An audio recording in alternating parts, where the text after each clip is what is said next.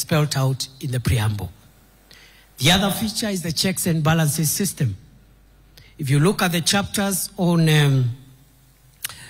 the three arms of government, the legislature, the executive, and the judiciary, and how they relate with each other, the national government and the county governments, the independent commissions and offices, again, that relationship has been defined there.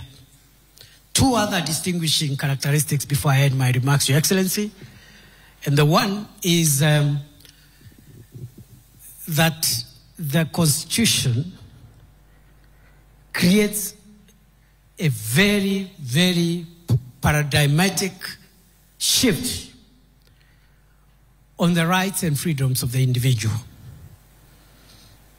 in a very dramatic way.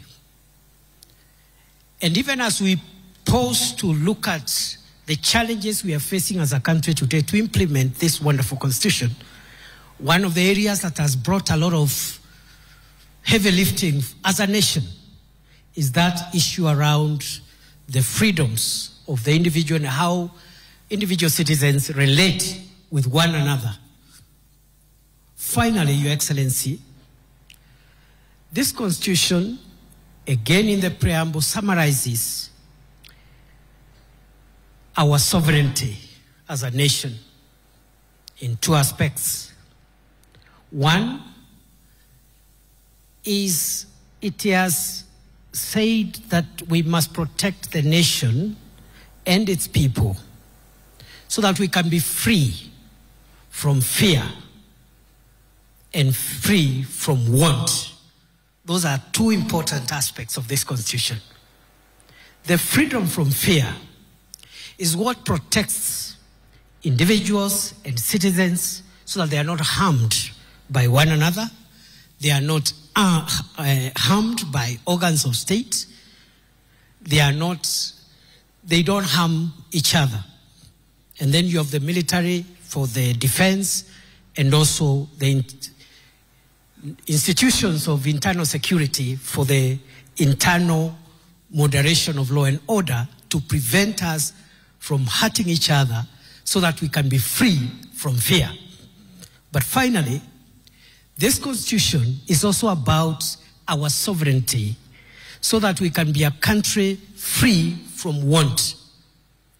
Again, this is a very, very drastic introduction, not only for Kenya's constitutional framework, but for constitutional theory and practice around the world.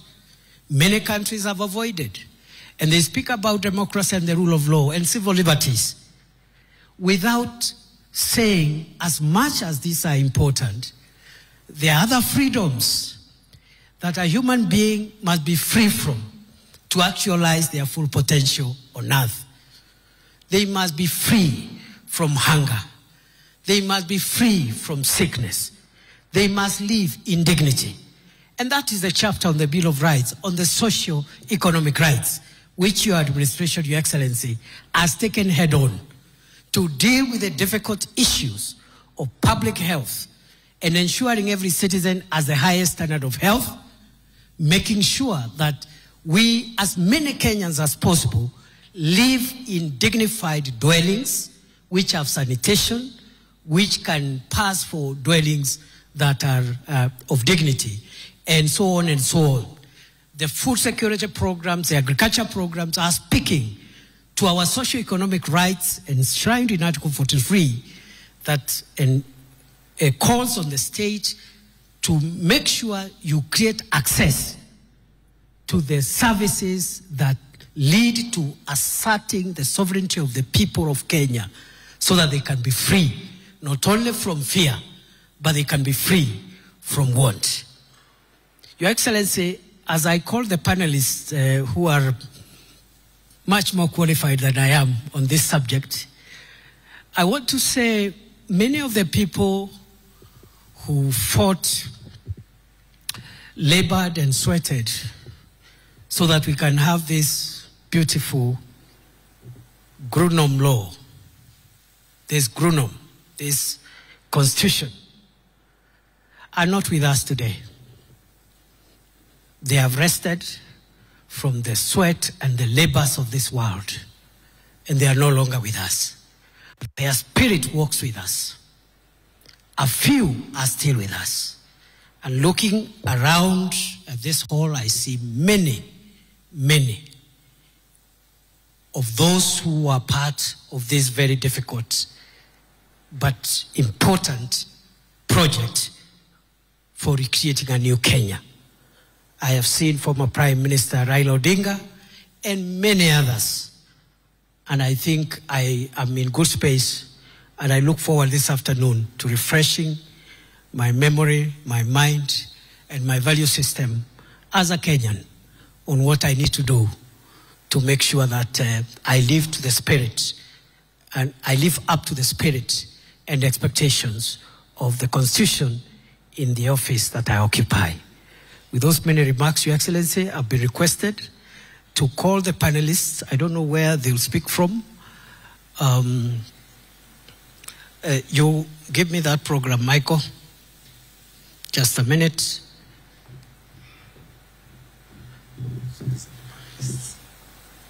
Where will they sit? They will come here. So, Your Excellency, sorry if I've spoken for long. You know, in your presence, my speech should be short. But I speak for long when I'm doing my own event. I'm sorry about that. I will call the following panelists who represent various shades of representation. The first one is our sister, my colleague in the profession, the Honorable Lady Justice Njoki Ndung'u, Judge of the Supreme Court, to represent the judiciary. Welcome, Justice Njoki, a very, very prominent player in the process, the 20 years of the constitution-making process. Welcome, Judge.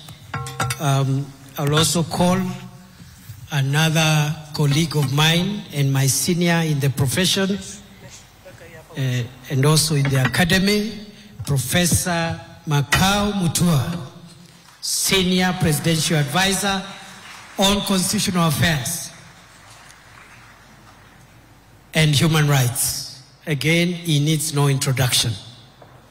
I will also call my brother again and my colleague, the Honorable Dr. Otiende Amolo, Senior Counsel, Member of Parliament for Arienda, representing Parliament. I will also call FCPA Nancy Gathungu, Auditor General, who will represent constitutional commissions and independent offices. I will call to the dais Governor Fatuma Achani, Governor of Kwale County, representing the Council of Governors.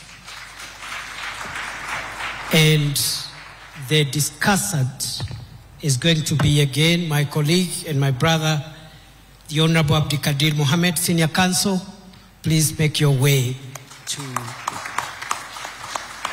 the stage. Asanteni sana.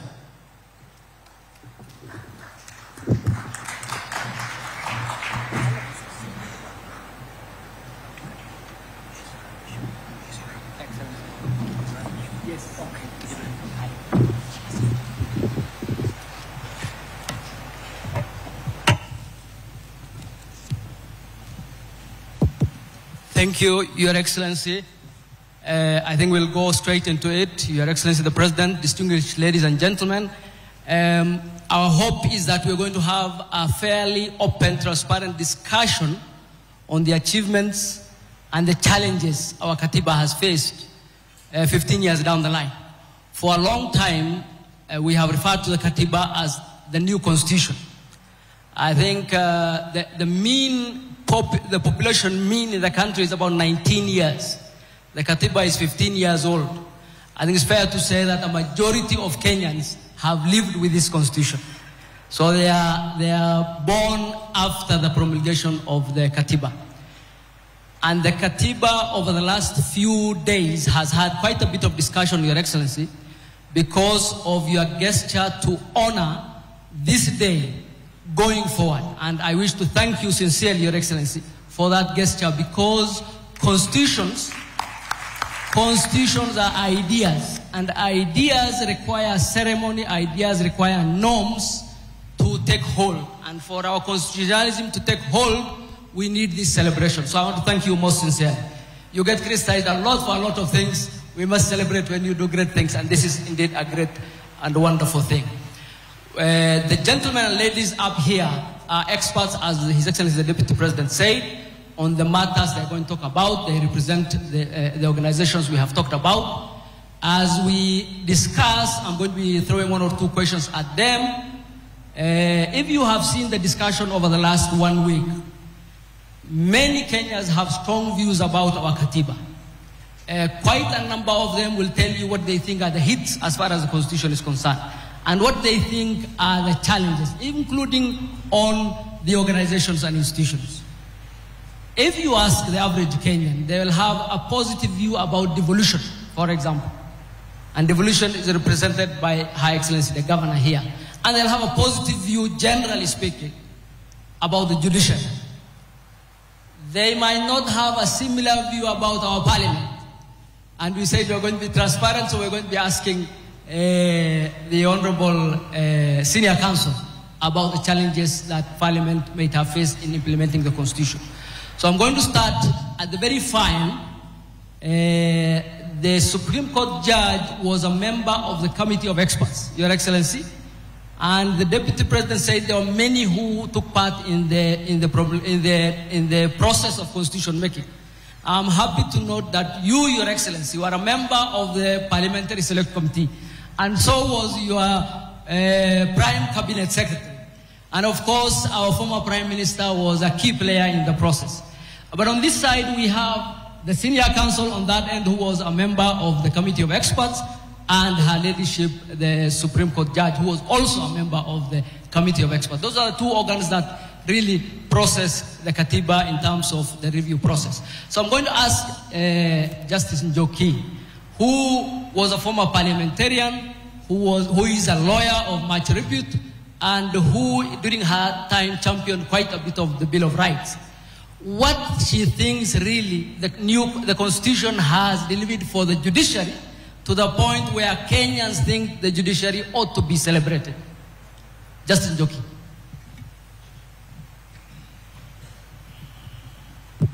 Thank you very much, Chair. I think that the thinking during the drafting of the Constitution, that the judiciary was a subject matter, that there was trust deficit around the judiciary because most of the judges, or all the judges, were direct presidential appointees. The judiciary had no budget, and therefore Kenyans were very untrusting or distrusting. I think moving from the promulgation of the Constitution of Kenya 2010, we've seen many changes. We now see far much more decisional independence of judges, where judges fear not that night phone call from State House, as was in the dark days, where now we have seen more operational independence, as gradually the judiciary is getting a little bit more funding, that is increasing staff. We are now increasing judges. The judiciary is now operational in 47 counties, and therefore access to justice, which was partially a vision of the Constitution, is now, we are on the journey there. There's also the issue of Kenyans who now come to the judiciary. And people say that Kenyans are very litigious. They come to court on every matter. I think that it should be celebrated. There was a time before the Constitution of 2010 when not all Kenyans could come to court. There was the issue, what we call formally in the legal language, of locus standi. But now, any Kenyan can come on any issue, and they are doing so. And therefore, I do believe that the Constitution is working, and the judiciary too. Thank you very much. A round of applause for her, but I'll still be with her. And we said we're going to be transparent. So indeed, there are also those who see some challenges when it comes to the judiciary in terms of overreach of the judiciary. For example, the gentleman next to me, representing the executive, probably will say they are having it difficult to run the executive because of overreach by the judiciary. There are those who would say that the judiciary has independence, it cannot be touched by any outside party, yet the judiciary shields its officers from accountability. What would be the remarks from the Lady Justice? And I understand you are a sitting judge and your remarks will be circumscribed. I think that the Constitution is very clear in Article 10, where all the national values bind all state officers, those who work in the executive, those who are in parliament and in the judiciary, that we must follow the rule of law, that there must be transparency, accountability, we must allow participation of the people. Therefore, it is the duty of the judiciary to be the guardian of the Constitution and to defend where any arm of government does not follow the Constitution. That cannot be judicial overreach. That can only be fidelity to the Constitution. There are many challenges, of course. We've seen that as we listen to some of the cases. There are a number of turf wars. You know, some of the cases that come before us, some are between Senate and National Assembly, others are between the national government and the county government. But those are disputes that we do resolve. However, there is a concern that sometimes political questions are brought to the courts, and courts cannot answer political questions. Courts may only answer judicial questions and points of law, and perhaps therefore the political class ought to be encouraged to resolve political disputes outside of the corridors of the courts. Thank you very much. Let me go on the other side. Senior Counsel, Parliament is the first institution of the Constitution.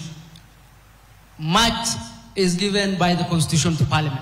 It has the power of the purse, it has the power to vet the President's senior appointments, it has the power to make laws, it has the power to summon any and all government organs. Yet, I think I speak for many if I say many Kenyans are not happy with our National Assembly and our Senate. Starting from the President and the former Prime Minister all the way to the villages. What is it about Parliament that has not endeared itself to the people as far as the powers given to Parliament by the new Constitution and the powers given by the people to Parliament? Thank you, Session Chair. First, allow me to thank the President for the proclamation. Your Excellency, you will be surprised when you are watching the ceremony for promulgation. I'm sure you did not see the committee of experts anywhere. We were 9 of us, 3 international experts, 6 local experts. Our chair has since passed on, the Honorable Nzamba Kitonga AC, and I'm praying that you might be recognized posthumously. But as soon as we released the final text of the Constitution to the government printer, nobody remembered us. We didn't even have a seat. So it is today that now I have a seat. So I thank you 15 years later. Njoki Ndung'u will tell you, Professor Sempebwa brought his wife all the way from Uganda and could not sit. Secondly, fortunately for us, both yourself and the Prime Minister were in Parliament, and you are there much longer than me. So if there are things to be known, I'm sure you know them. But more fortunately, I'm here with my Speaker, Session Chair. I hold no leadership position in Parliament. So if anybody is to be crucified, please look for the Honorable Wetangula. Me, I'll give my perspective. I will give my perspective from having participated in the Committee of Experts to my experience now in 8 years. First, I am the first to concede, and I've said this and I've conceded it in public, that I don't think we are doing well in Parliament, especially the 13th Parliament. I am not here to apologize. But just like all other branches, there are successes, but there's work to be done. At least in our favor, 15 years down the line, we still have a bicameral parliament. 15 years down the line, we've held elections regularly. We are still able to vet. We are even able to impeach, as we recently did. So at least it is there. But there are two problems that I see. One is historical and one is institutional. The historical one, Chair, you will remember, is the problem between the National Assembly and the Senate. In the Committee of Experts, we had designated the Senate as the upper house. You who were in Parliament then decided that we did not need a Senate and removed it. When it came to us, given the historical experience that we had in this country, we decided we needed a Senate at least to protect devolution. So unfortunately, all the powers we had given to the Senate were removed, and we left the Senate with a threadbare role of protecting devolution and taking care of the interest of the devolved units. Very little.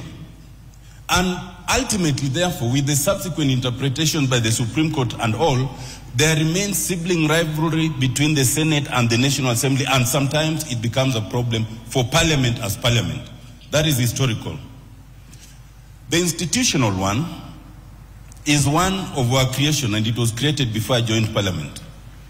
We changed, the Committee of Experts had proposed a parliamentary system. Members of Parliament, in their wisdom in Naivasha, changed it to a presidential system. And so we had to make things to adopt to that presidential system. Whatever we made to adopt to the presidential system does not seem to have been reflected in the structure of politics. So that what we have now is you have members of Parliament from the party that is in the executive, and because they are the majority in Parliament, they call themselves government. You have members of Parliament from the minority who call themselves opposition. Members of Parliament are yet to learn that there is no government or opposition inside of Parliament. There is only the majority and the minority, and collectively we are supposed to oversight the executive. That we have not learned, and it's something we struggle with, and that's part of the problem. I think moving forward, there are things to be done. One is Parliament must seriously work on the trust deficit that we currently have. But secondly, and Njoki talked about judicial overreach, we had a colloquium with the judiciary recently, and I made the proposition that while the judiciary is free to handle Parliament in any way, especially when it's doing a quasi-judicial duty, please let Parliament handle legislation, because there are inbuilt mechanisms. You can find us wrong later.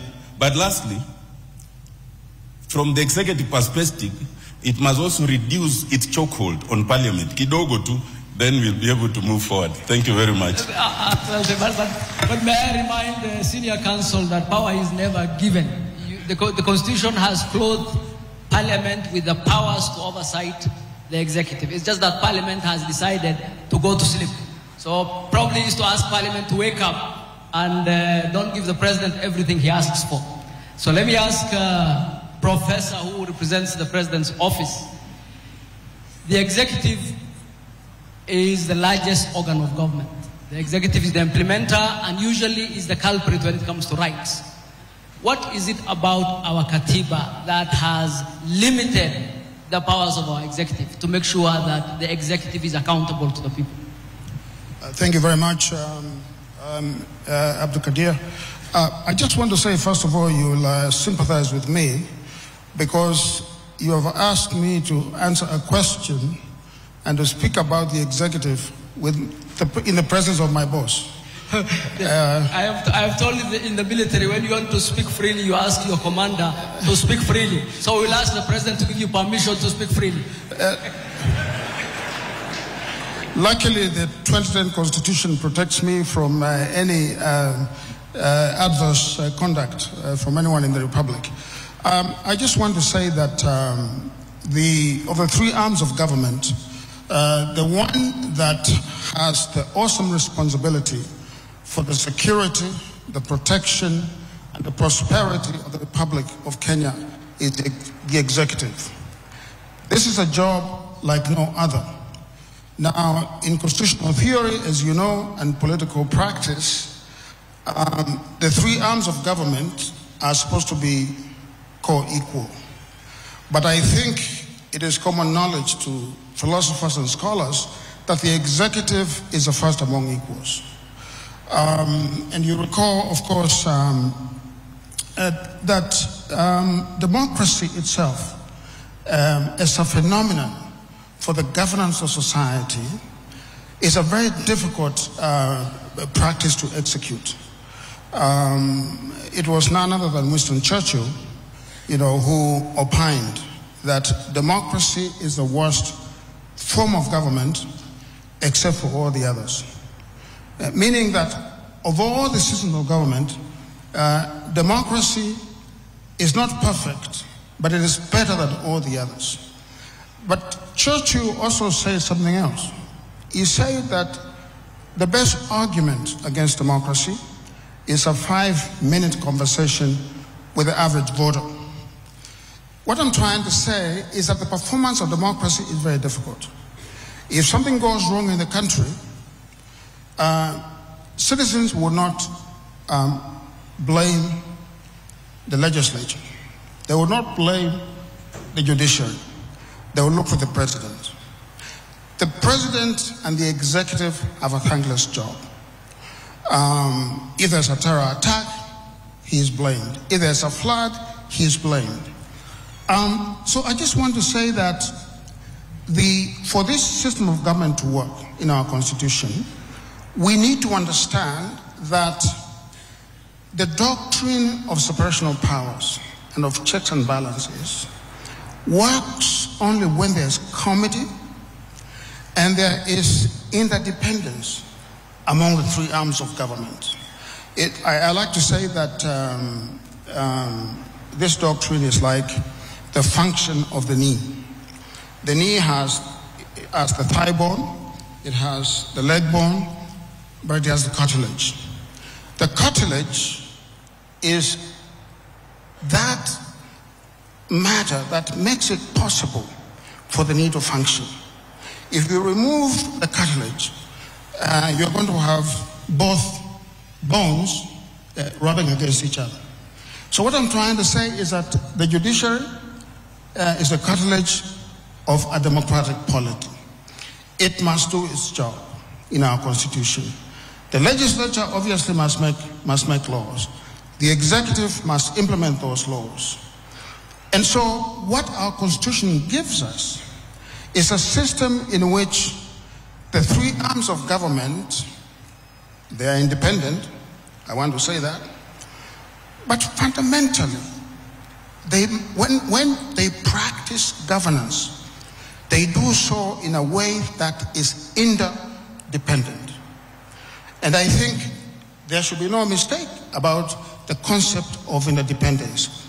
That concept does not mean that the judiciary, for example, when it is looking at policy, it is looking at the decisions of the government, of the executive.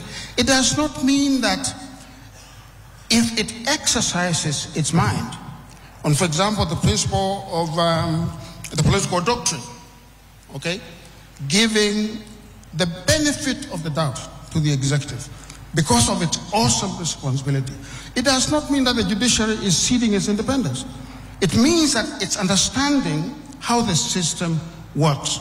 The system works in a give and take way, and the system works only when there's comity among the three branches of government.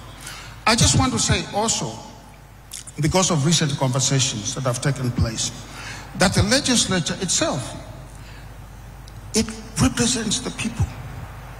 So, in a sense, the legislature must be almost as clean as Caesar's wife. Okay? And I have seen, and I want to say this in front of everyone here, I have seen a reaction by the legislature when it was called out on the question of corruption. I have to say that their reaction really could have been better. Instead of looking inward, which is what our constitution demands, they became defensive and looked outward. The judiciary, similarly. obviously the executive as well. But I think fundamentally there has to be this working committee between the three arms of government. Thank you very much. Thank you very much. A round of applause, please, for a good professor. And I hope the president will not take any actions against him if he has spoken too freely. Let me go to the auditor. Our old constitution had the controller and auditor. Yours is now the auditor. Many Kenyans are happy with the reports you produce, and many Kenyans have a positive view generally about the auditor's office. What is it about the constitution that has helped your office come into being and exercise those powers to the point where many are happy with what you do? Well, thank you very much, Moderator, Your Excellency. Again, I join my colleagues here in recognizing the importance of this day. It heralds a new era that moving forward, hopefully, we shall put the Constitution at the front of all decisions and actions that we take as government. To answer the question concerning the Auditor General, we'd have first to demystify and remove the misconception concerning constitutional commissions and independent offices. Most of the time we hear people referring to the CCIOs, as we call them, as competitors to the governance structures already established, or as a fourth arm of government. That is far from the truth. Constitutional commissions and independent offices are not a fourth arm of government. They are intermediaries between the people and the three arms of government as established. And why do I say this? Allow me to go to Article 249, and this will also answer the question on the role of the Auditor General. If you look at Article 249, and the experts are here, two of them, it is demanded of us as CCIOs that we protect the sovereignty of the people. So the work that we do, the established constitutional commissions and independent offices are demanded by the Constitution to protect the sovereignty of the people. And why is that article there? It means the Constitution contemplates that the sovereignty or the sovereign power of the people as guaranteed by the Constitution may not always be safe or may not always be observed when the people delegate such power to the three arms of government who are ideally supposed to be independent of each other, whether at the national or at the sub-national level. And as CCIOs, we are tasked to protect that sovereignty through our various mandates, including the audit of how public finance is being applied in the actions, in the activities, in the policies, in delivery of services, and also in sustainable development, and report on this. But of course, the Constitution also contemplates that there will be action taken on this. We are also required to secure the observance by all state organs, and all state organs includes the constitutional commissions and independent offices on the democratic values and principles. And that means we recognize that as a democracy, the ultimate power rests with the people, and hence the constitutional requirement under the various articles for the participation of the people in the decisions and actions that affect their lives and their livelihoods. And the decisions and actions that affect the people's lives and livelihoods utilize public resources, whether in form of funds or whether in form of our other wealth within the country. So the Constitution did not envisage the breach of this requirement or tokenism or superficial gestures or symbolic action on public participation. And the judiciary has pronounced itself on this. And we can challenge Parliament, and the Speaker is here, that we need a law and we need regulations on public participation so that moving forward we all have a point of reference. So with regard to the work that I do as the Office of the Auditor General, we follow the money that Parliament appropriates, because the money is appropriated by Parliament, the money is oversighted by Parliament, and Parliament reports back to the citizens on how the funds that they have appropriated has been utilized for the benefits of those they represent. So the Office of the Auditor General is established as an arm of Parliament or as an independent oversighter that links directly to the people on how their resources have been utilized. So it is not an easy job. because when you follow the money, and sometimes decisions are made that require or that are informed by leadership, that people require certain services or we require certain development projects or programs, and the people have not been consulted, then I have to come up and say, hey, wait, Article 249 requires that I report on the sovereignty and the public participation of the people. We have seen some improvements in terms of implementation of audit recommendations with the discussions with the head of public service on how issues should be addressed within the various state departments and within the various state-owned enterprises, and of course drill down to the sub-national level. We have seen more interest in what issues are being raised, what risks are there, what internal controls need to be established, so that at the end of the day, there is meaningful development and there is quality and sustainable service delivery. Thank you. Thank you. Please give her. Unlike the auditor, many other commissions, and I'll not name any so that you have a freedom to speak, are not, don't have the same views as far as the Kenyans are concerned. There are many, each of those Chapter 15 organizations was set up specifically because of a particular challenge that the Constitution realized needed addressed at the constitutional level. Quite a number of those challenges still exist up to this day. Any of the areas that would you say then, and there was a lot of hope that the constitutional commissions would really be a major answer to our constitutional problems, to our governance problems. Would you say that many of these commissions, okay, probably you will not say, but let me say that many of those commissions probably have not met that threshold. What is the challenge that faces many of the commissions, so that the executive feels they are stepping on the executive's toes? The people have not seen the benefits of those commissions. Are they too many? Did we not design them well? Why do you think the commissions have not performed as well as hoped? Thank you. We have to go back to what I said earlier, the perception that constitutional commissions and independent offices are competitors with established governance structures, especially within the executive. We have a lot of overlapping mandates where you find the executive state departments do not want to let go of functions that purely belong to a constitutional commission and independent office.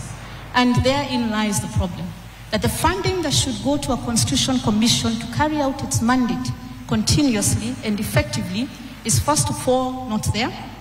And then there are perennial disagreements between particular state departments or other agencies on the role and mandate of constitutional commissions and independent offices. However, there have been a lot of successes. And we've seen, and unfortunately, sometimes other agencies take credit. If you look at some of the work that's done, for example, by the National Land Commission, you'll find that when it comes to discussions in public, it is the Ministry of Lands that will be at the forefront. My good friend Alice is looking at me. If you look at, for example, when we are dealing with the teachers in the country, you will not hear the Teacher Service Commission being mentioned. You'll hear the Ministry of Education. But the boardroom discussions and the decisions made to ensure we streamline education is under the Teacher Service Commission, including many other. You look at the Controller of Budget, and I think you asked why now Controller of Budget and Auditor General. It was part of ensuring there was independence. We had a Controller of Budget department within the Office of the Auditor General, because I am from those days, and it used to do purely the work that the Controller currently does, but not as in-depth as now required of her by the Constitution. And then we'd go back later and audit, and there would be question, why are we auditing and raising an audit query, and we approved the funds in the first place? This separation means that the controller is able to sort things upstream before the auditor comes downstream to ensure now that the funds that she released or she authorized are utilized properly. So there are many examples of successes by constitutional commissions. Maybe what we now need to do is ensure the voice of the constitutional commissions in terms of the achievements is actually at the forefront and not drowned by other agencies. Thank you. Your Excellency, Governor, there is no doubt that majority of Kenyans view devolution as the most successful new addition that the Katiba 2010 delivered. Many have, in fact, many call it the heart of the Constitution. What do you believe devolution has delivered for the people to get that kind of kudos from our people? Okay, thank you so much, Moderator. I must say I congratulate the drafters of this Constitution, and that is why I'm sitting here. It's because of it's the fruits of the Constitution. You can't imagine a girl from a marginalized community sitting as a governor and sitting before a committee of experts. That's a milestone, and that's why I'm saying the Constitution has immense gains compared to the challenges. Devolution is one of the gains of the Constitution, and it has brought governance, and it has promoted equity, inclusion, and also local development. If you look at the county governments, you can see in some areas, after 50 years of independence, they are now taking tap water for the first time since independence. We can see in health, the first years in Mandera was done during devolution. That's progress. Looking at Coast Region, the whole of Coast Region, we only had one facility serving as an ICU center. That is Coast General Hospital. But because of devolution, I have an ICU center in Kwale. We have renal units. I have an oncology center. So devolution has brought a lot of change. It has given people opportunity to participate, to propose what they want. We've given our people the opportunity to decide on what they want the government to do. And that's why we've seen a lot of changes in counties in terms of health, ECDs, like in my county, from 0 ECD to 540 ECD centers, from 0 ECD teachers to around 900 ECD teachers on permanent and pensionable basis. And this is happening all over the country. In terms of economy, the local economy has grown. Looking at my county, we have over 200 women and youth group companies who are doing business with the county government. It never used to happen. It's happening now. So devolution is a real thing which the Constitution brought to the people of Kenya. Asante sana. Now, with good things comes challenges. There are those who view governors and officials of the counties, or let me put it this way, how would you suggest we address the rampant question of misuse of funds at the county level? Okay, thank you. I must say, I don't know what's happened. It's like everybody's looking at the county government, and the money is all over the country. But you look at everybody condemning and criticizing county government when it comes to corruption. I want to call upon Kenyans to go and see what is happening in counties. True, the Auditor General does audits of all our books. So when you talk of corruption, unless the Auditor General does not do her work. But because they do audits, where does the corruption come in? So as counties, it's unfortunate that each and every time they talk of governance, they talk about corruption. There's so much, there are a lot of challenges which we are facing as county government, but all in all, counties are doing a lot of work. Thank you very much. And I agree with you, it's because of the transparency. Everybody knows every shilling that comes to the counties. Just like CDF. CDF, for those who have been in employment, will tell you is one of the most useful use of the shilling. The Kenyan shilling, one of the most useful uses is CDF. But because of its challenges in terms of the Constitution, and because it's so transparent, it attracts a lot of negatives. But so are counties, and I agree. I think that's a good thing. I think it's good to accept that the challenges are there and see how we can address. Let me say that our Katiba came with a lot. Constitution are generally about limiting power. They're about limiting the power of the government. And our Katiba really put our people at the center of our governance and came up with a number of devices to bring accountability. Quite a number of them have not met their hopes because of, the Honorable Speaker will forgive me, he was, the Honorable Tangula, he was also a member of our committee, because of mostly the Parliament's, for example, vetting of senior government officers. Many would have hoped that there is far much more stringent vetting. For example, the recall of MPs, essentially in my opinion, between the legislature and the judiciary, it's not possible right now easily to recall MPs. And quite a number of the devices the Constitution has proposed have not really seen the light of day as designed. And I think Parliament has those challenges. I believe the counties have the challenges we mentioned. I believe the judiciary has had a lot of criticism in terms of its overstep, in terms of overstepping in political questions like impeachment, in terms of hampering the executive's freedom to work, even when in the reasonable circumstances you could balance the right of one person versus the right of the majority of the people while still giving that party their rights. I think overall our Constitution has delivered beyond measure.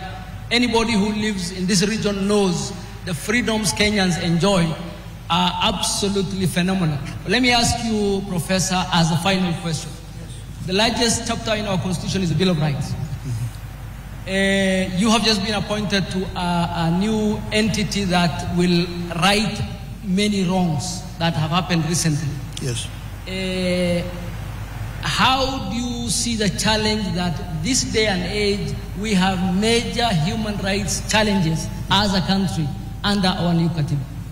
Yeah, thank you very much. First of all, I just want to say that, the performance of democracy and the project of the rule of law are experiments. It is not a destination that when you get there, you are going to say, voila, I've arrived. It's a journey. And if you look at the oldest democracies in the world, and I don't want to mention names, but maybe I can say this because I live there. If you look at the United States, for example, their democracy is several hundred years old. And we are seeing certain spasms, epileptic spasms in the United States, which tells you that they have had many, many decades of practicing this thing called the project of democracy.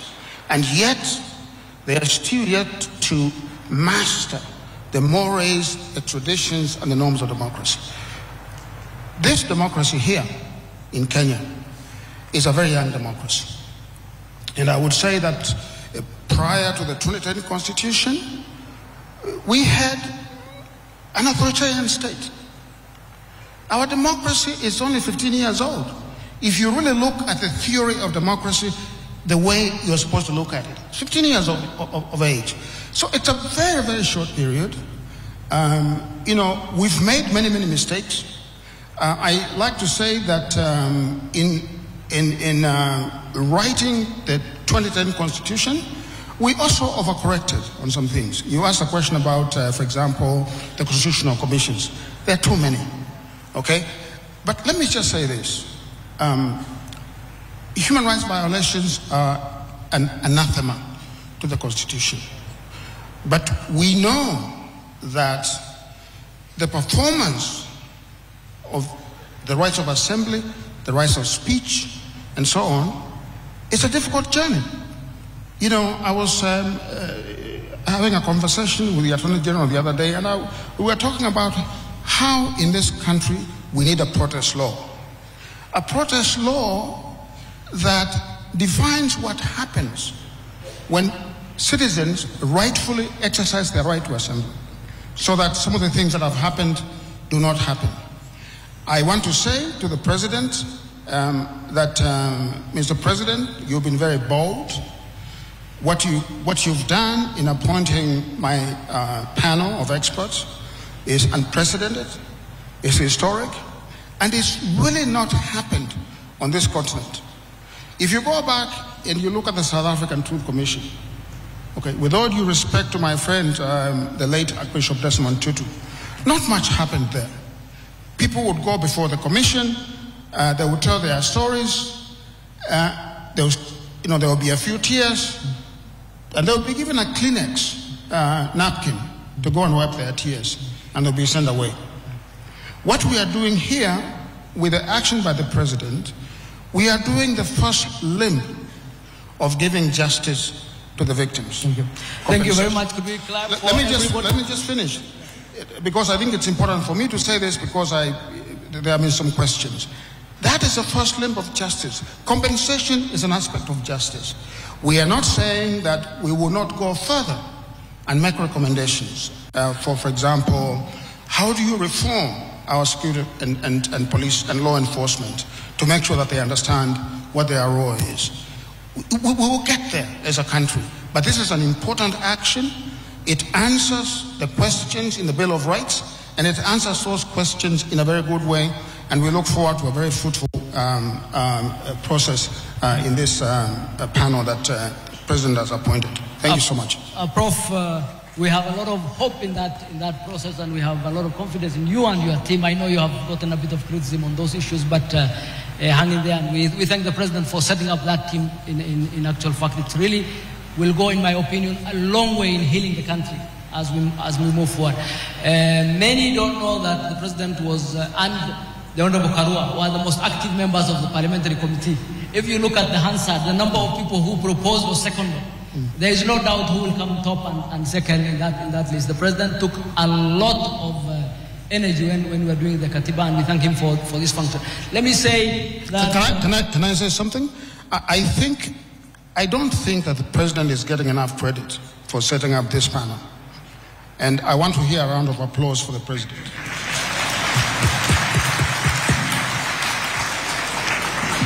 Thank you very much.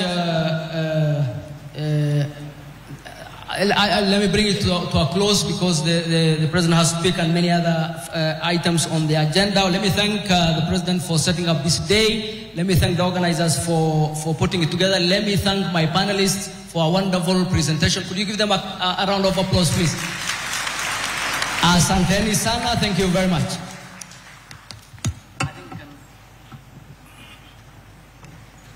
Another hearty round of applause for the panelists. Thank you very much for that.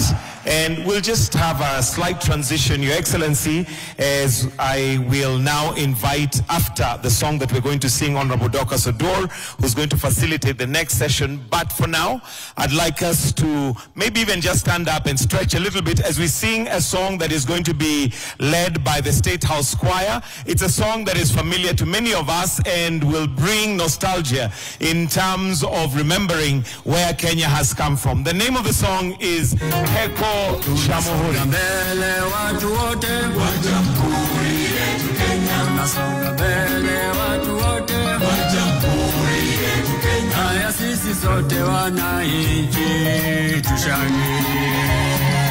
Heko Jamhuri, Heko Jamhuri, Heko Jamhuri, Kenya yetu yaenda mbele.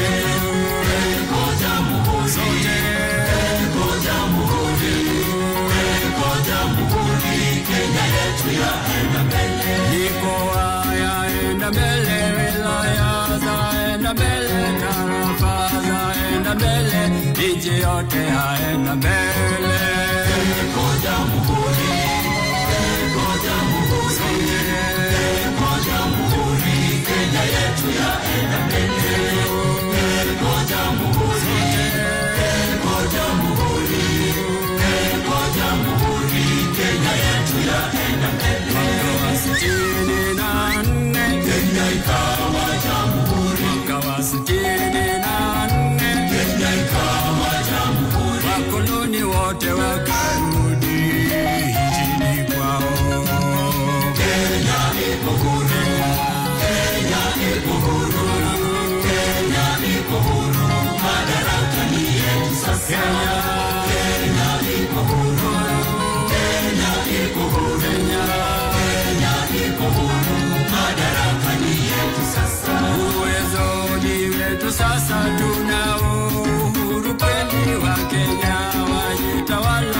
wananchi wafurahia.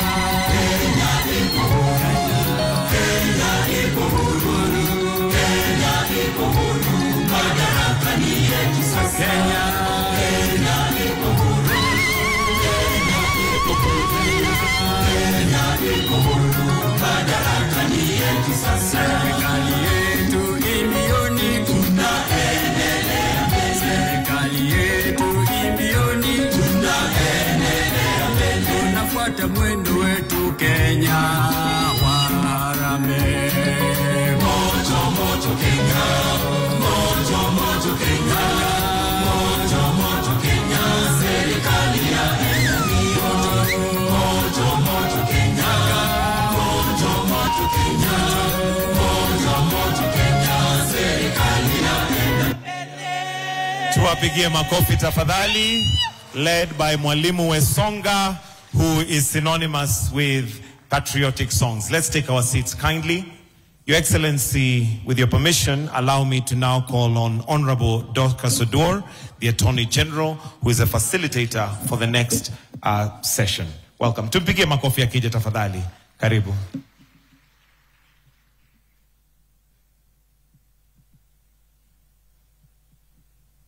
Your Excellency, Dr. William Ruto, CGH, President of the Republic of Kenya. Your Excellency, Professor Kithure Kindiki, EGH, Deputy President of the Republic of Kenya.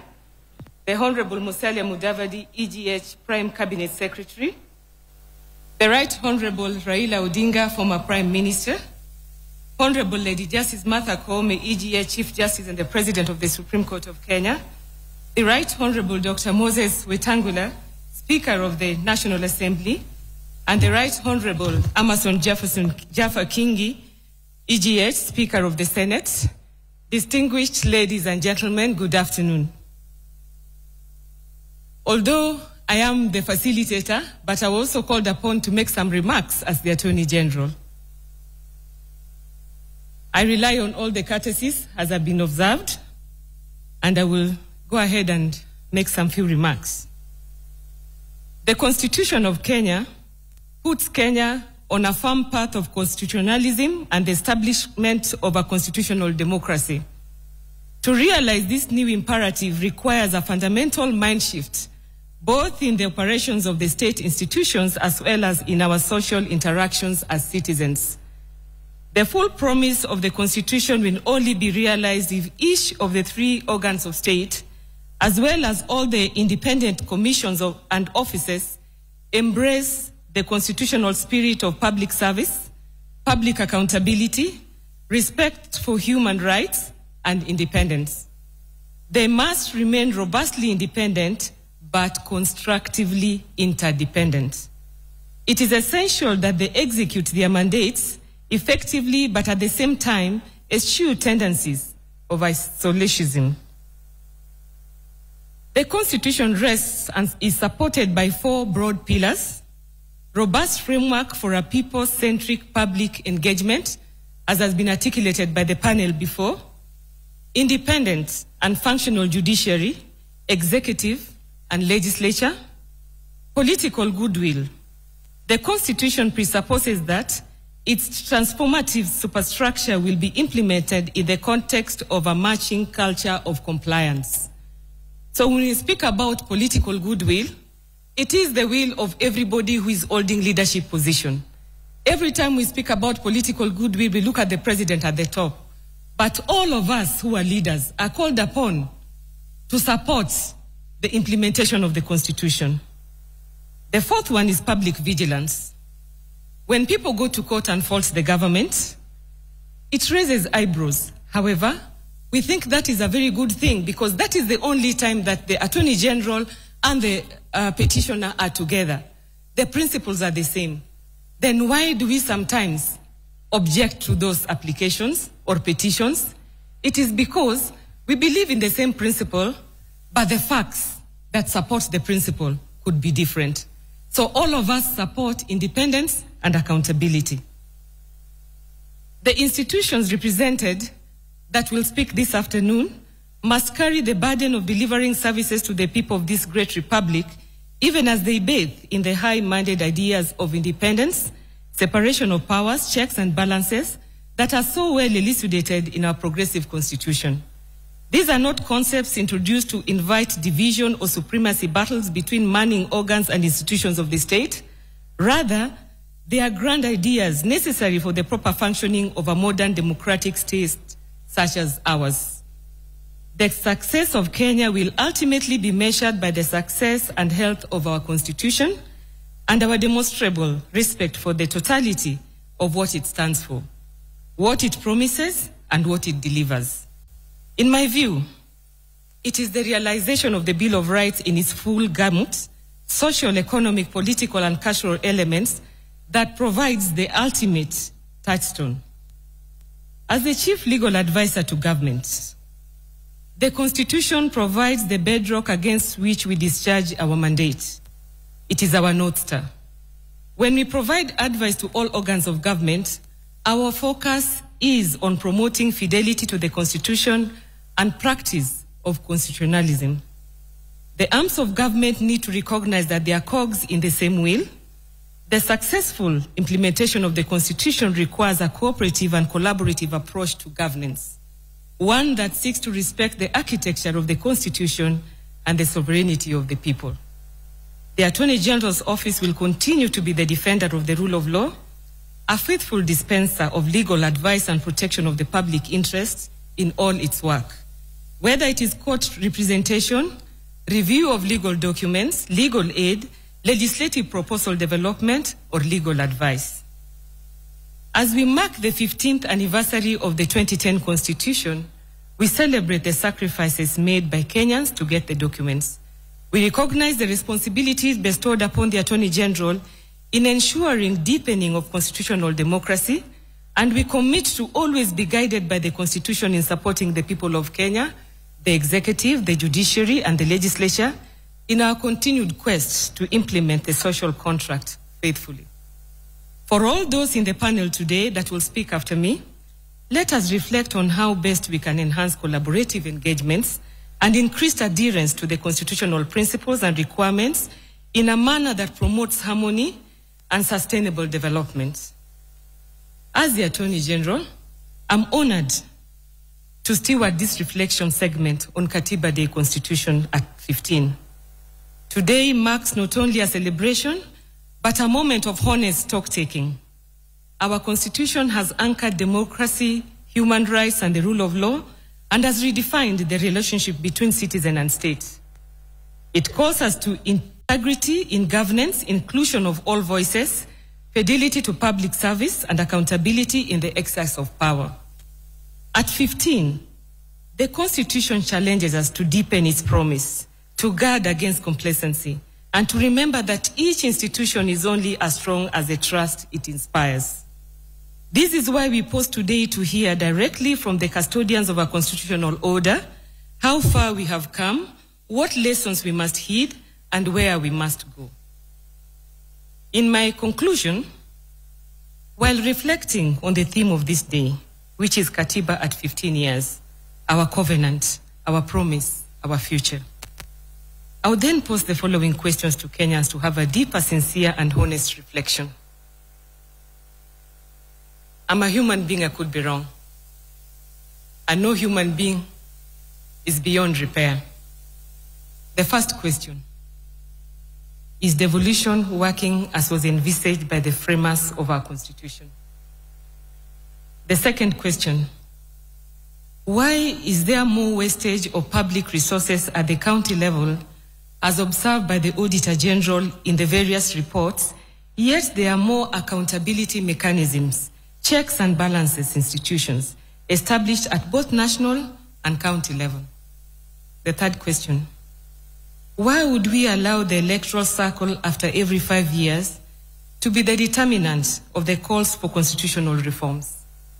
The fourth question: is it then time for us to audit, review and evaluate the Constitution to see whether it is working or not working as intended by the framers of our Constitution? Somebody might ask, what is the Attorney General doing to realize the aspirations of the people and the provisions of the Constitution?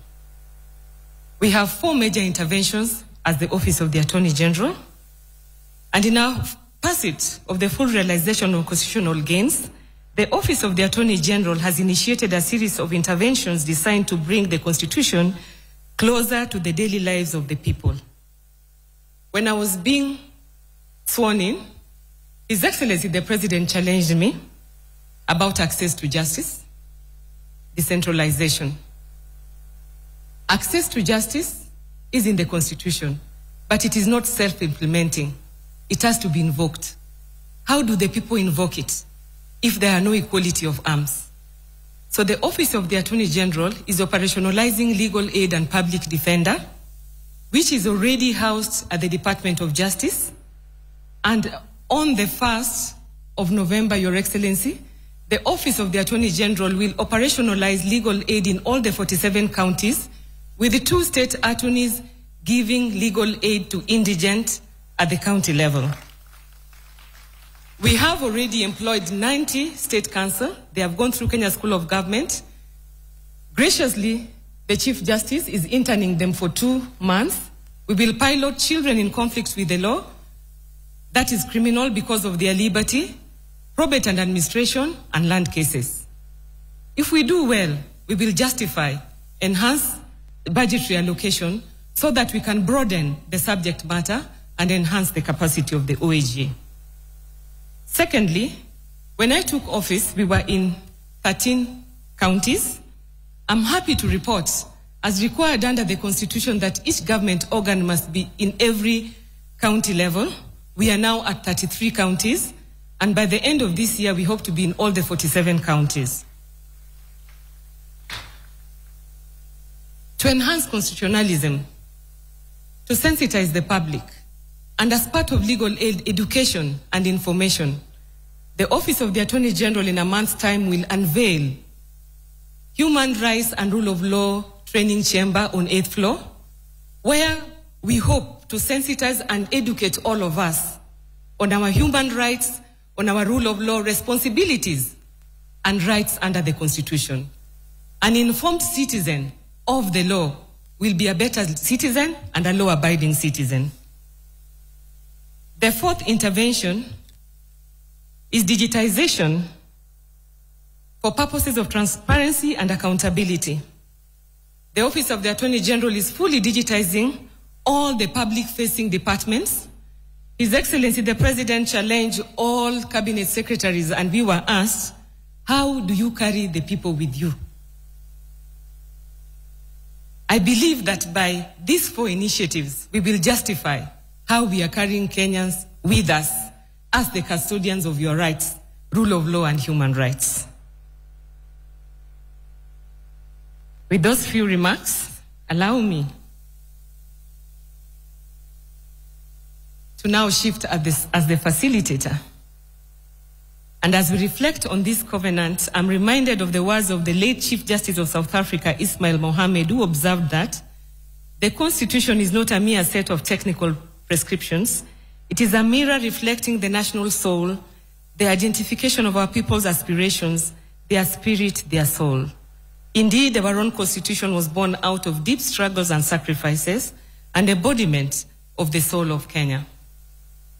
It is fitting that we begin with the collective guardians of oversight and independence, and now invite Mr. Gershom Otachi, EBS, Chair of the Forum of the Constitutional Commissions and Independent Offices, and Chairperson of the National Land Commission, to deliver his remarks.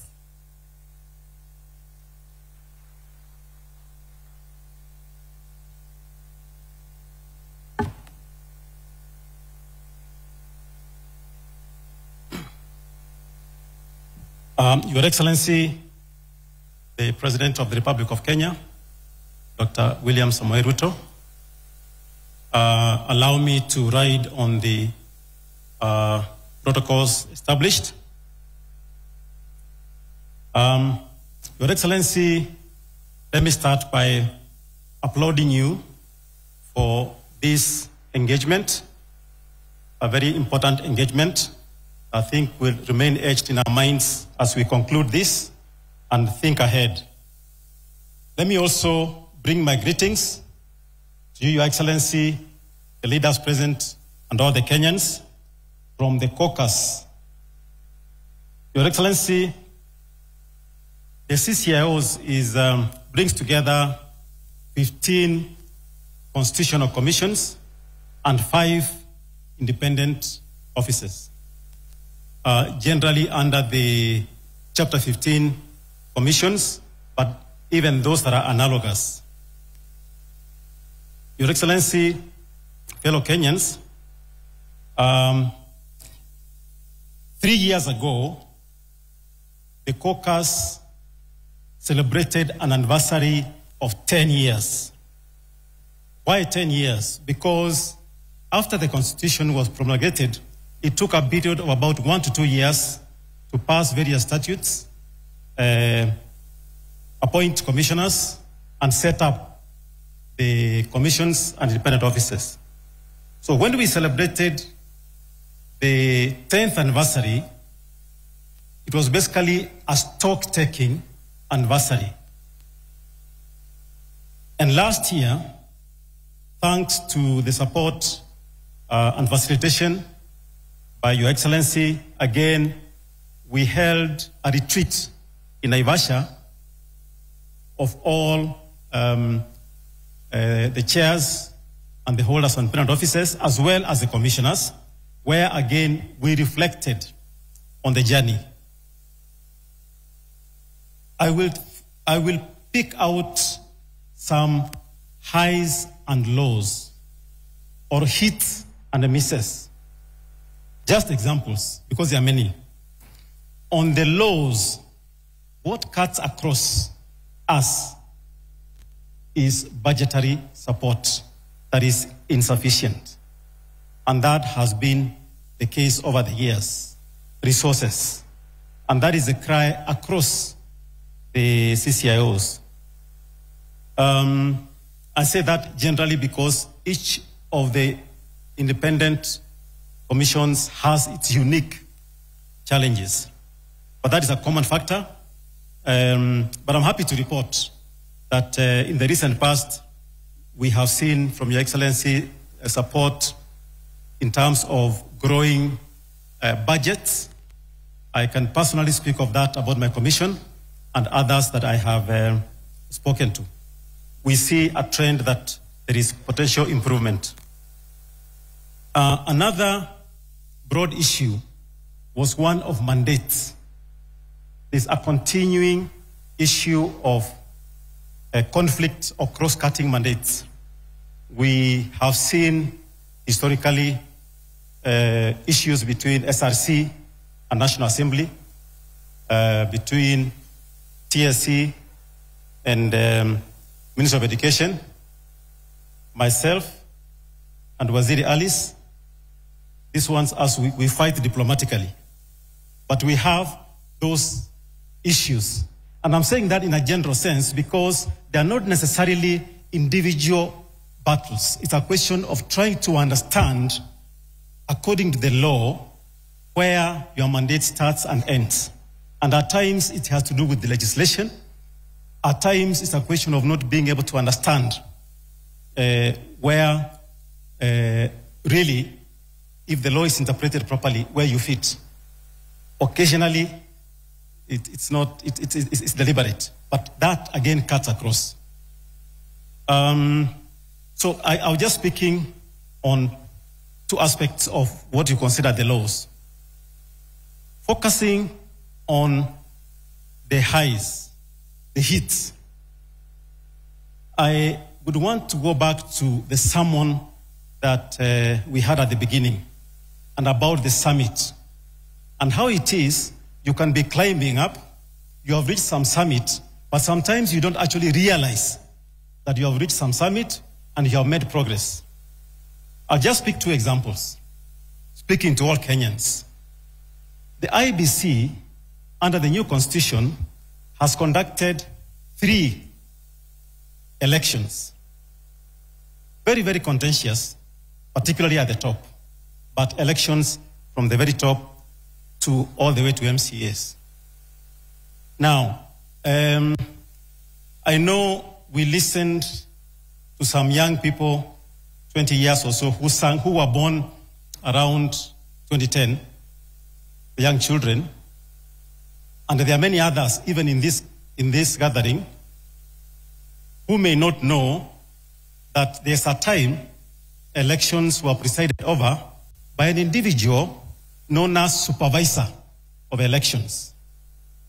And that supervisor of elections was assisted by returning officers who were district commissioners. Now, I'm certain if we are to do a quick poll in this room, very few Kenyans would want to go back to that scenario. What am I saying? What we need to look at is, in terms of the positives, is to ask ourselves, we have these institutions. How can we support them and make them stronger rather than destroy them and have the alternative of where we came from? Another example is judiciary. I think Lady Justice Joaquin Ndungu spoke to this. We have a very robust process of getting a Chief Justice, of getting Supreme Court judges and judges all the way down to magistrates through the Judicial Service Commission. And they apply, they are vetted, they are interviewed live on TV, a very comparatively transparent process.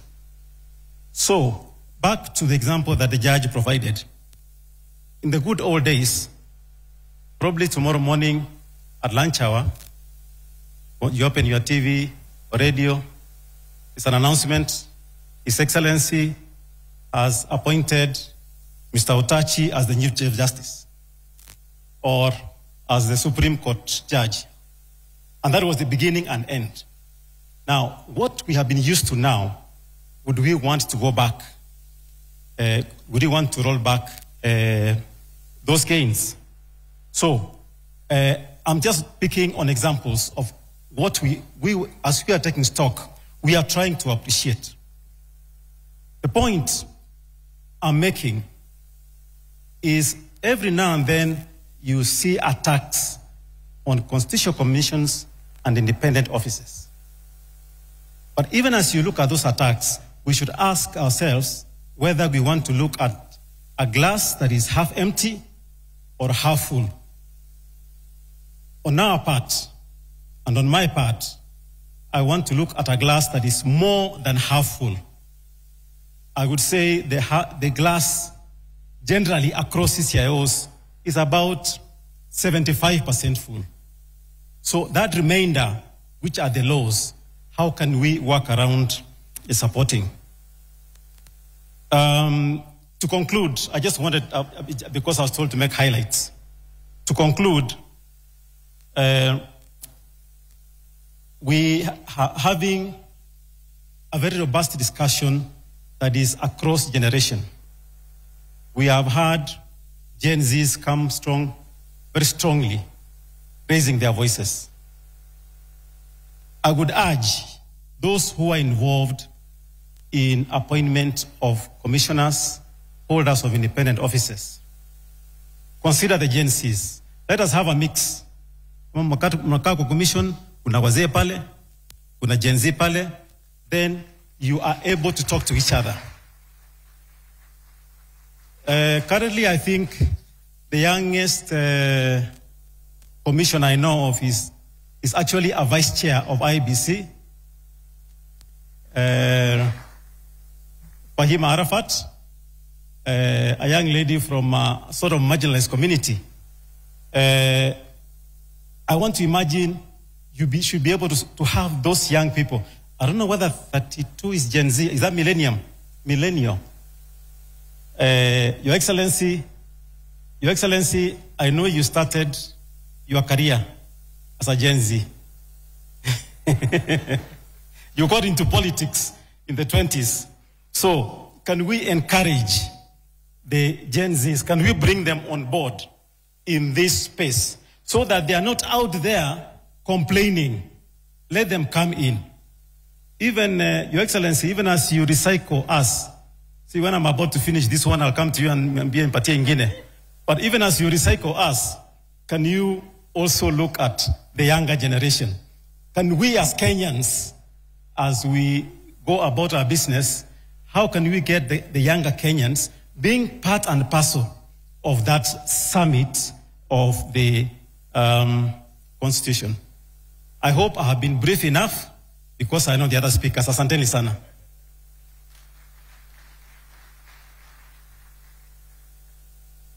That is a very nice call, but my experience at the Office of the Attorney General, we are trying to embrace Gen Zs, Your Excellency. We have to change all the rules of public service, almost 90%, for them to fit into our public service. One of them is flexi working hours. So that is food for thought. At the heart of the 2010 Constitution is devolution. We would be remiss if we did not allow the chair of the Council of Governors, Ahmed Abdullahi, to address this convocation. Very brief remarks, kindly.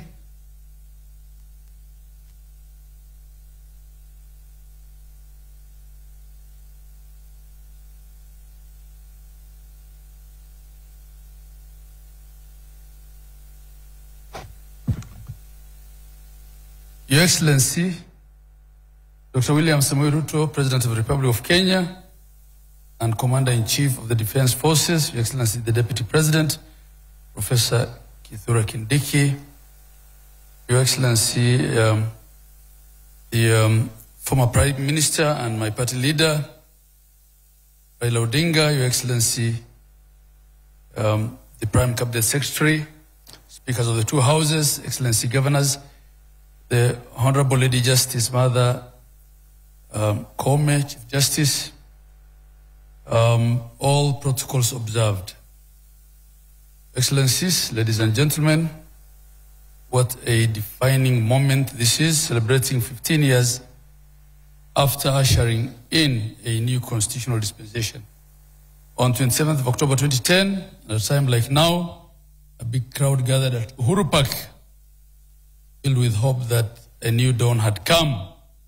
They cheered and danced, broke into jubilation as the then president, the late Honorable Mwai Kibaki, appended his signature to a new constitution in a historic gesture. He lifted it up and paraded it to a joyful crowd. And so the journey began, a journey of hope, a journey of reforms, policy, legal, institutional, and administrative, a governance shift from a centralized to a devolved system, from one house to a bicameral parliament, a progressive chapter, the Bills of Rights, entrenching political, civil, cultural, and socio-economic rights, a constitution that decrees us all on transparency, accountability, participation of the people, decision-making, inclusiveness, equality, and national unity. Excellencies, ladies and gentlemen, one of the most radical shifts in governance the world has ever seen was brought in by that new constitution 2010, the 27th of August that year. Devolution, which established two levels of government. That's why at the Council of Governors, we have a motto or a tagline that states 48 governments and one nation.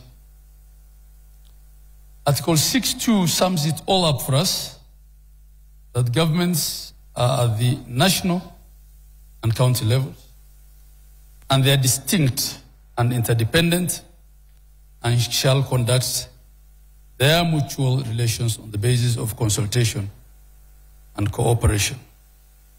Article 174 of the Constitution captures the objects, the purpose of devolution very succinctly. Devolution is not only concerned with economic development, it was meant to foster also national unity, democratic and political inclusion, and facilitate the decentralization of power, responsibilities, and resources, all aimed at bringing decision-making and services closer to the people. Evolution, as I've said in many forums, is indeed the truest definition of bottom-up social, economic, and political transformation. And in a summarized way, Your Excellencies, ladies and gentlemen,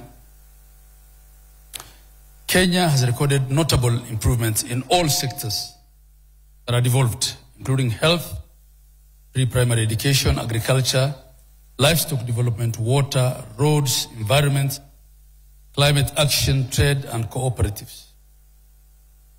For instance, just a case in point, there wasn't a single pre-primary school teacher on the payroll of national government in 2013.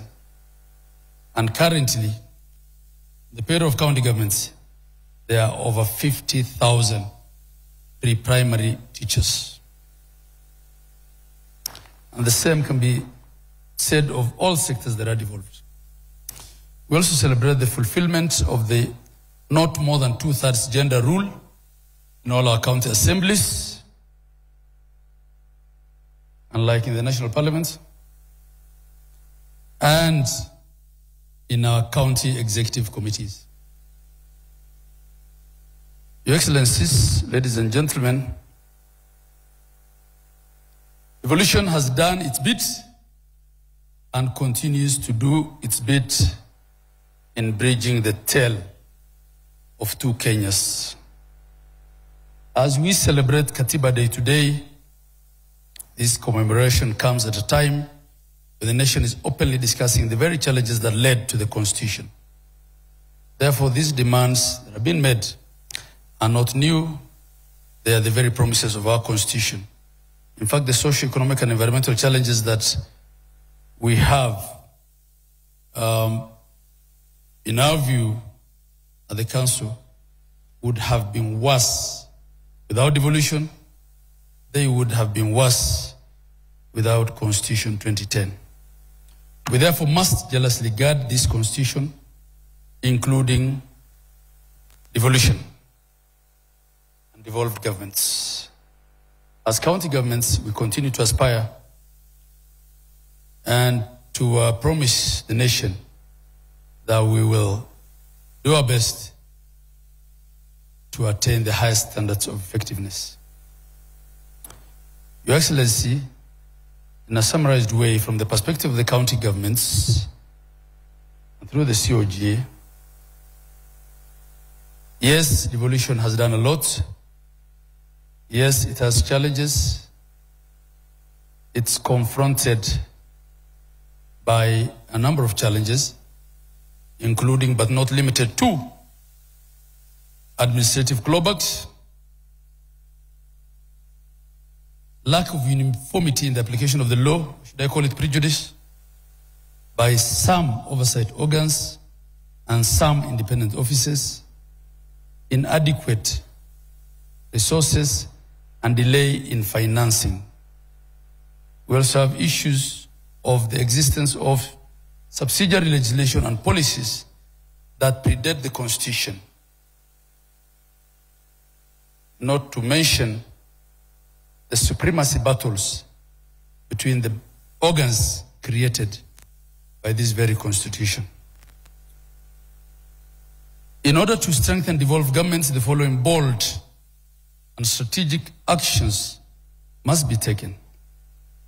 First, track the transfer of all functions and the attendant resources pursuant to the completion of the unbundling of functions.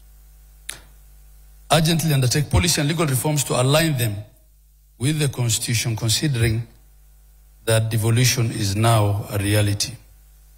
Increase the equitable share to the county governments to enable them perform their functions optimally and ensure timely disbursements. Strengthen intergovernmental relations, galvanize the support of development partners and the private sector and the civil society so that we share the promise of devolution is as captured in our Constitution. Your Excellency, part of what we suffer here is also a bit of stereotype. As devolved units,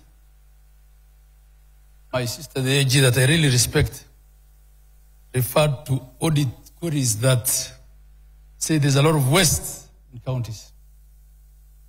I haven't seen any audit queries that say there's more waste in counties than in the national government. I think that's part of the stereotype that we deal with as counties. I think I would really want to see that report and share it with the governors. As I conclude, I leave you on this reflective note that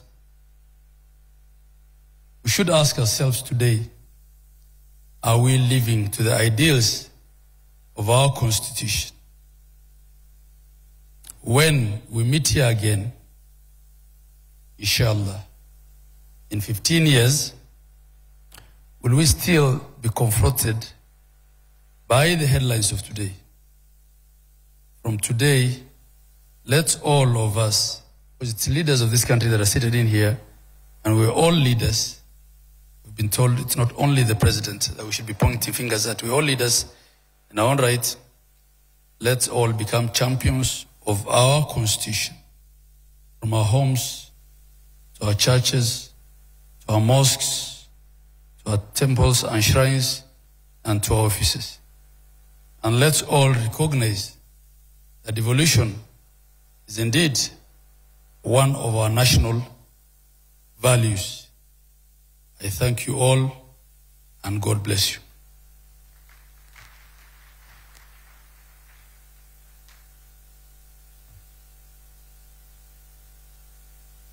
We turn to the branch that gives our covenant its daily meaning through fair, impartial, and timely justice.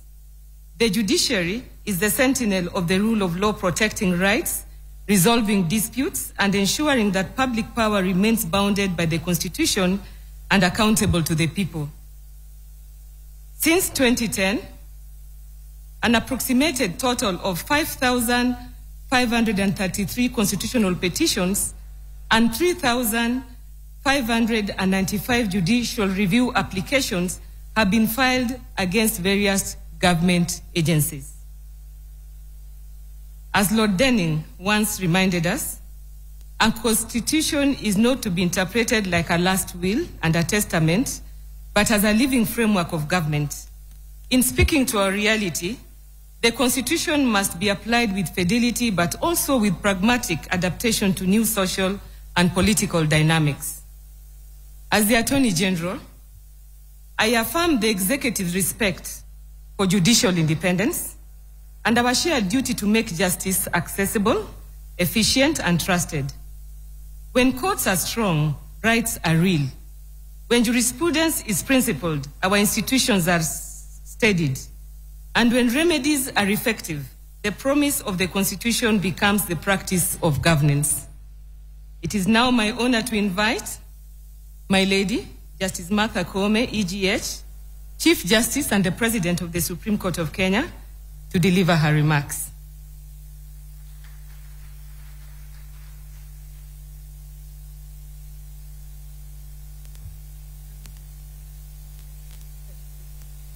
Thank you very much, the Honorable Attorney General, who is also the titular head of the bar. Your Excellency, the President of the Republic of Kenya, and Dr. William Samoei Ruto, allow me, for the interest of time, to abide by all the protocols that are being established and say that I recognize all the distinguished participants here this evening. It is an honor, a very great honor for me to join you all today for this historic Katiba Day commemoration, a day that reminds us of our collective resolve as a nation to live under the transformative vision of the 2010 Constitution.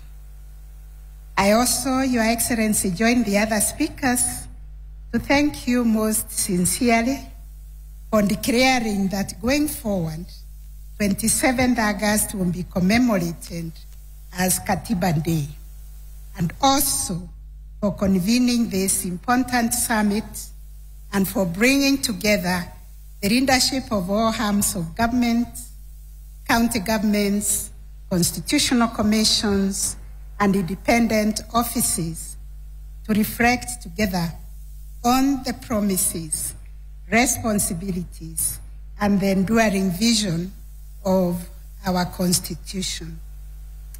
The very fact that we are gathered here across institutions, across political and governance mandate is itself testament to the spirit of our constitutional democracy. This gathering demonstrates that while we may have different roles, different perspectives and mandates, we are all united in our fidelity to one supreme law, to one people, the sovereign citizens of Kenya. Our Constitution establishes constitutional democracy, a system in which the will of the people is exercised within the bounds of the Constitution. And I wish to clarify that judiciary does not exercise overreach. When we interpret the Constitution, we are merely breathing life and spirit to the Constitution. And should there be overreach, it is quickly checked on appeal, and the issues are brought within the four contours of the Constitution. Unlike other forms of government, a constitutional democracy system is not merely a majority rule, but it is about a majority rule that is restrained and guided by the rule of law. It's about the protection of the fundamental rights and recognition of dignity of every individual. The Constitution is therefore both a shield and a compass, as it protects the weak, the vulnerable, and marginalized, while guiding our nation's leadership towards justice, equality, and inclusion. The constitutional promise of national cohesion and prosperity cannot be secured by political or economic power alone. They flow from fidelity to the Constitution, respect for diversity, and inclusion in governance. Our Constitution envisages a Kenya where all communities, regardless of their size, and all citizens, regardless of their station in life, would have an equal claim to dignity, opportunity, and justice. Going forward, I hope this discussion we are having today can take part in all our counties, in all our constituency, in all our wards, in all our families, so that Kenyans can embrace constitutionalism, they can internalize the Constitution, they can own and they can claim the rights that are enshrined in the Constitution. Because when we uphold the Constitution, we nurture cohesion, and in turn, cohesion turns and becomes the fertile soil upon which peace and prosperity of our nation will grow. It is important to use this Katiba Day commemoration to reaffirm the fact that the heart and soul of our constitutional democracy are strong, independent, and accountable institutions. These institutions are designed not to operate in isolation, not to serve themselves, but to serve fleeting interests, but not also to serve fleeting interests, but to serve the people of Kenya. Every decision we make, be it in the judiciary, in the executive, or in the legislature, the question we must ask is how it impacts on Kenyans and how it promotes the spirit of the Constitution. The judiciary, in particular, occupies a unique place in this framework. It is the guardian of the Constitution. the arbiter of disputes, and the protector of our rights. The judiciary that is weak, a judiciary that is captured, a judiciary that is beholden to any authority cannot fulfill this mandate. One article of the Constitution that I celebrate every day is Article 160 that proclaims this independence and directs that judiciary or judicial decisions cannot be influenced by anybody or any authority. Therefore, an independent and well-resourced judiciary is not a privilege of judges. It is a right of every Kenyan and a safeguard for our democracy. Judicial accountability has been critical to consolidating public trust because independence goes hand in hand with accountability. And to enhance public trust and confidence in the judiciary, we, in January, established the court integrity committees in every court stations, bringing together stakeholders to identify and address corruption and unethical conduct.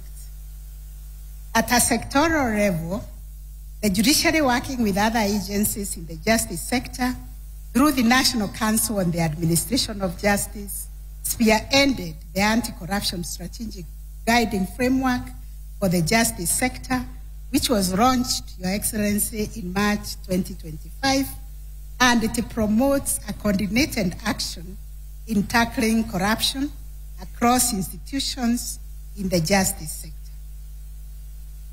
On the other hand, the Judicial Service Commission has, since the promulgation of the Constitution, diligently carried out their constitutional mandate of ensuring accountability within the judiciary by receiving